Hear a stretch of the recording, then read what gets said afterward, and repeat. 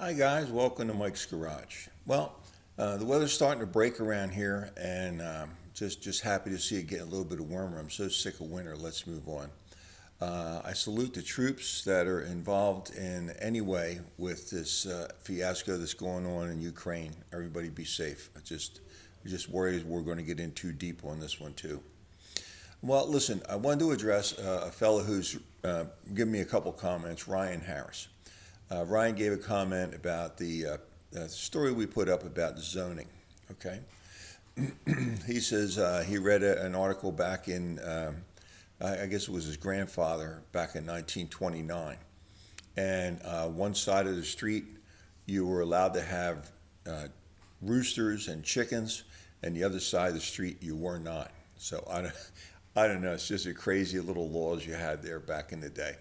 So you have to watch out what the local zoning laws are. Now, I gave this story before about a guy that built a shed.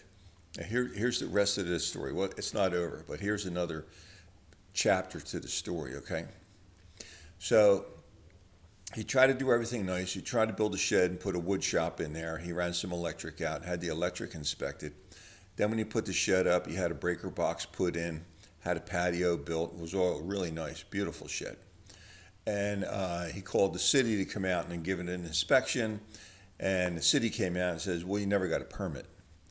Well, the electrical inspector was here and he said it was good to go. He says, yeah, he does the electric. He says, we do the building. So the building's not in compliance. It has to be 5 feet from the fence. You only have it 18 inches from the fence. Has to be moved, okay? So he appealed that. Well, they denied the appeal, and he went back and he gave him a hard time. I don't know whether he cursed at him or talked back, but the local politicians, he said, okay, I want to move it. I want to move it over here.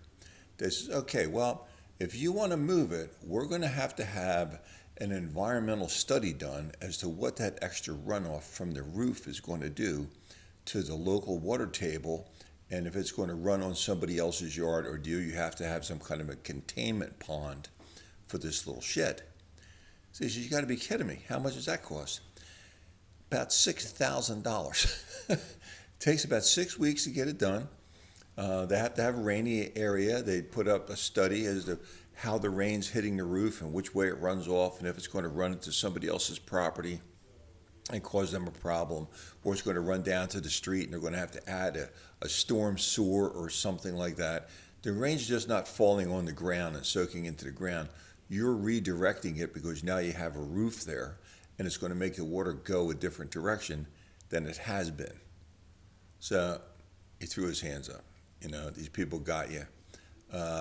If you follow the rules, he talked to a couple of his neighbors. They all have sheds. They didn't bother getting a permit. They had one of those companies come in. They slid the base on the ground. They built the prefab thing. They screwed the sides together, slapped their roof on it, and they left. And they're right on the property line. A couple of them are back to back, where the neighbors bought the same shed. They just put them back to back right on the property line. Some with fences, some without fences between them. But now he's stuck. I think what he's going to wind up doing is just tearing it down.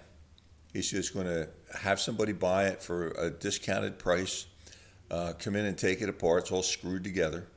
Well, most of it's screwed together. Some of it they use that air gun. If you're familiar with the air guns, they shoot pretty good sized spikes in there, and they're treated with a glue.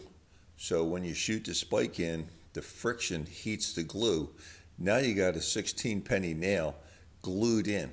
So you're going to have to cut it apart and then reassemble it wherever they're going to take it. So that's the latest on that. I think this week or next week we'll find out what he's finally going to do with it, but he's not going to have a wood shop in his yard because they know, and they'll even come back. And they said it's $250 a day. No, $275 a day for every day he's in non-compliance. So he says, well, how long do I have? He wrote them on Friday. How long do I have to get it out of my yard before you start fining me? Because I think what I'm going to do is just have it torn down and moved away. What do I have to worry about? Well, he didn't hear back from him yet. as to when he starts getting fined for having a building there that's not in compliance. I mean, you get on the wrong side of the politician. Talking back to the politician was not a good idea. They've now made up their mind he's not going to get that shed no matter what he does. He's going to have to pay thousands of dollars in studies and environmental impact studies and all this drainage studies and all that stuff. And he's just going to give up because he got on the wrong side of the inspector. The inspector said, it's out of my hands now. Everybody's involved in this. And, you know, you're not going to get the shed. You're not going to get a variance. You're not going to get anything now. You ruined it for yourself. So the guy told the truth. So you're out of luck. So pay attention to what the local zoning laws are. Check with the people, or don't say anything at all. And they actually recommended that.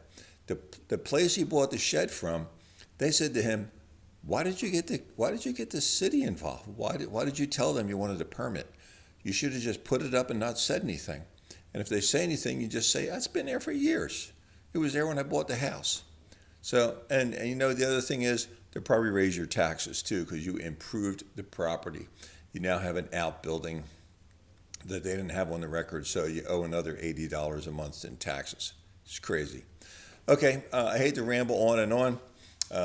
Ryan, thanks for the update on the chickens. I don't know if anybody in my neighborhood has chickens anymore. They probably, you know, so we're going to go back to raising your own vegetable gardens and having some chickens and bees for honey and things like that. So unbelievable. The price of gas is $4.59 as of this morning. I saw one gas station. The other one was $4.19. The Sunoco was $4.59. Unbelievable. I don't know how we're going to get out of this, Biden. Okay, guys, I could always use more subscribers. Tell me your thoughts. Give me your stories about what's going on in your neighborhood. Appreciate it. Don't forget to subscribe. Thanks for watching Mike's Garage. Do something nice for a stranger.